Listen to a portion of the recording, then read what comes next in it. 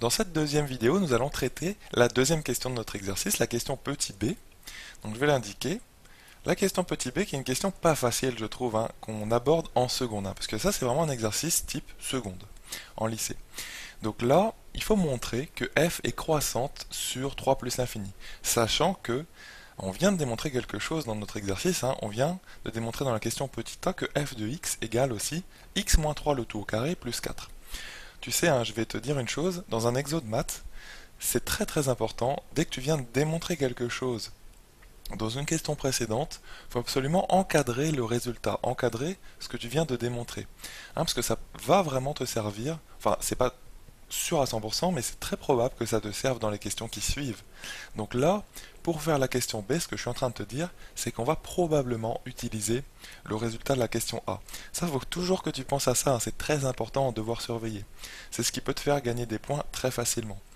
Donc là, comment va-t-on montrer que f est croissante sur cet intervalle sans utiliser de dérivée. Donc si tu es en première et que tu regardes cette vidéo, donc c'est bien, mais il ne faut pas utiliser la dérivée ici. Tu peux le faire en utilisant la dérivée, mais ce sera beaucoup plus facile.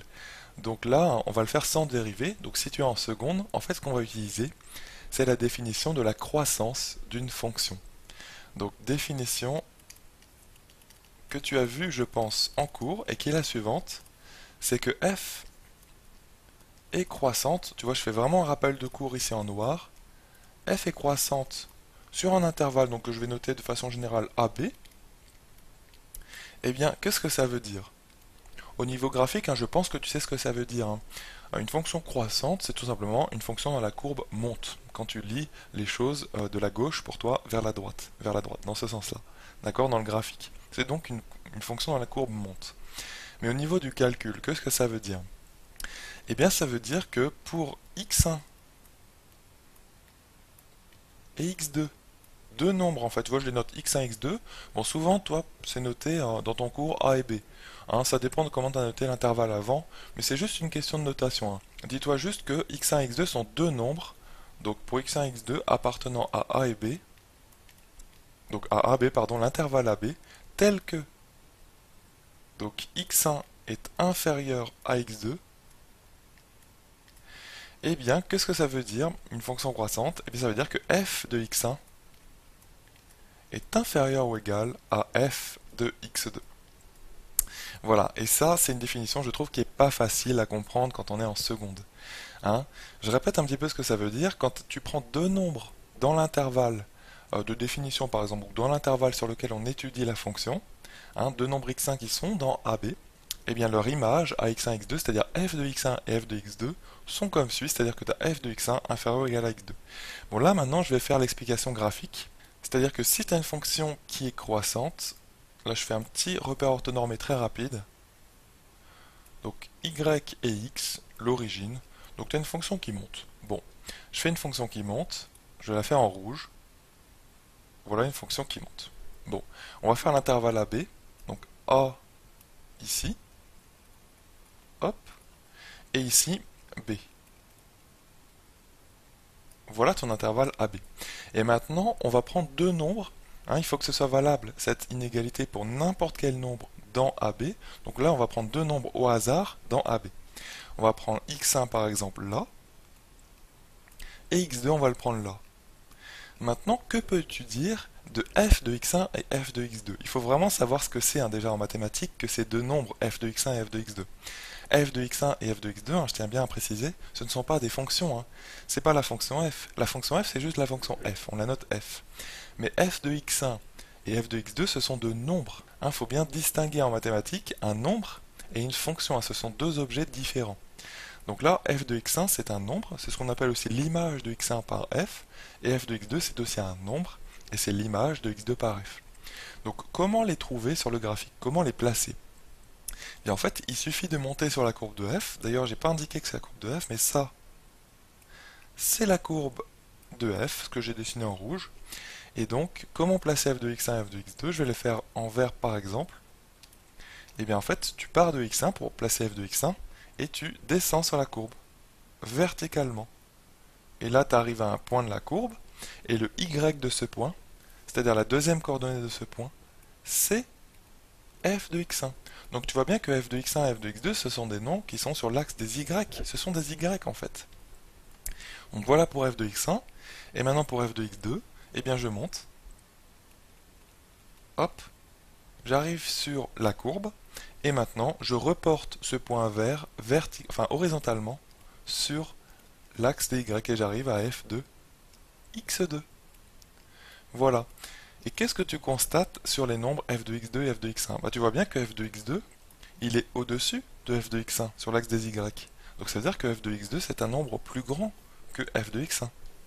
Voilà, tu vois bien que f de x2 est plus grand que f de x1, sachant qu'on est parti de deux nombres, donc x1 et x2, tels que x2 est plus grand, tu vois, que x1.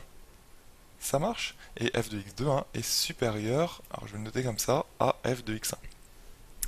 Voilà ce que ça veut dire une fonction croissante. Tu vois, ça se comprend bien graphiquement. Si la fonction, elle monte, si la courbe plutôt monte, et telle que tu te places avec x1 et x2 de nombres tels que x1 est plus petit que x2, eh bien forcément, leurs images, bien l'ordre est conservé. C'est-à-dire quand tu passes ici à f, tu vois bien que f de x1 est inférieur ou égal à f de x2. Hein, et si la courbe descendait, hein, c'est la définition de f décroissante, si la courbe descendait, et bien là, toujours en partant de x1 inférieur à x2, tu aurais l'inverse. Tu aurais f de x2 qui aurait été en dessous de f de x1. Je pense que tu comprends ça graphiquement. C'est assez facile à comprendre. Donc nous, c'est ce qu'on va faire dans cet exercice. Dans cette deuxième question, on va prendre x1 et x2 dans 3 plus l'infini, hein, deux nombres dans 3 plus l'infini, tels que x1 est inférieur à x2, et ensuite, on va démontrer que f de x1 est inférieur à x2. Donc là, c'est parti. On va utiliser vraiment cette définition que j'ai rappelée hein, en noir du cours.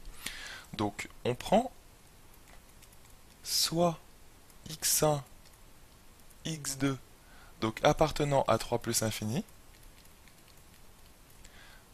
tel que x1 est inférieur à x2. Tu peux pas les prendre, enfin tu peux pas les choisir ces deux nombres-là. En fait, il faut les prendre d'une façon générale. C'est pour ça que tu les gardes écrits x1 et x2. Hein, tu peux pas dire que c'est par exemple 4 et 5 ou 4 et 10 000. Non, en fait, tu peux pas les choisir. Tu es obligé de les garder en général, de les prendre comme ceci. Et maintenant, le but, eh bien, c'est de démontrer que f de x1 est inférieur ou égal à x2. C'est un passage qui est pas facile, hein, je trouve, hein, mais bon, j'essaie de te l'expliquer au mieux dans cette vidéo, hein, cette démonstration que tu auras l'occasion, à mon avis, de refaire dans plusieurs exercices en seconde. Donc, essaie de comprendre vraiment, essaie de t'accrocher ici. Donc là, le but, c'est de démontrer que f de x1 est inférieur ou égal à f de x2. Si on arrive à démontrer ça, on aura bel et bien démontré que f est croissante sur notre intervalle. Donc c'est ça le but. Donc là, comment démontrer que f de x1 est plus petit que f de x2?